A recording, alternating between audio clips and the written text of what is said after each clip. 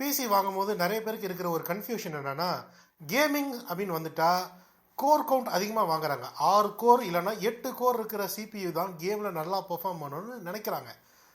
இதை பற்றி இப்போ டீட்டெயிலாக பார்க்கலாம். இப்போ ஒரு 2 சிபியூவை கம்பேர் பண்ணலாம்.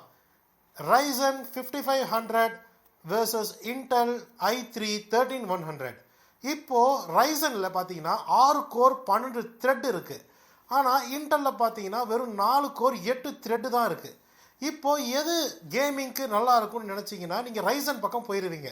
இங்கே தான் நீங்கள் தப்பு பண்ணக்கூடாது. இப்போது இன்டெல் என்ன தான் 4 கோராகவே இருந்தாலும் இன்டெலோடைய கிளாக் ஸ்பீட் அதிகம், 4.5 GHz. ரைசனுக்கு வெறும் 4.2 தான். கேமிங் அப்படின்னு வந்துருச்சுன்னா நீங்கள் கிளாக் ஸ்பீடை மட்டும்தான் பார்க்கணும். ஜென்ரலாக ஒரு பிசி ஸ்பீடாக இருக்கணும்னா கிளாக் ஸ்பீடு தான் முக்கியம்.